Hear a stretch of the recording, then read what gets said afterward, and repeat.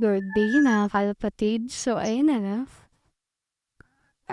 Lumabas na sa kulungan ito si Ekard.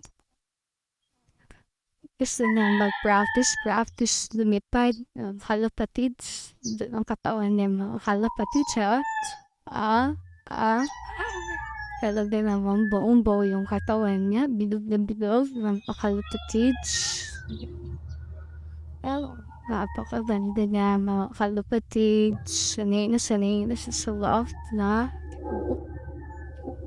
Kulit talaga ng bluebird nila. Lagi nakamukha yung fretan. Kaya doon yun yan mga kalapatid. Nahina ba yung palunaw niya?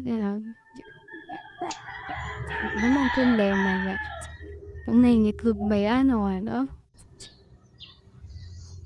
Na-checker natin ng kalapatid siya.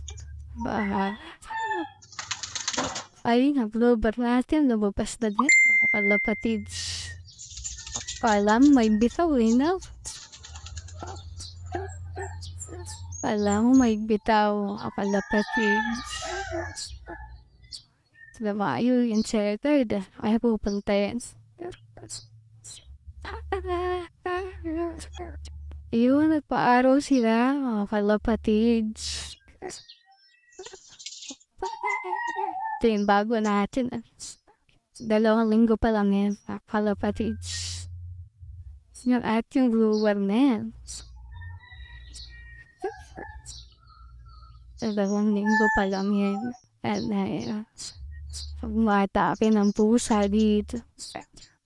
Dapat naman ganong pagkakataon. Sana nakalaman. Baka matake sa kalapatid. Abay, shout out. Yun know,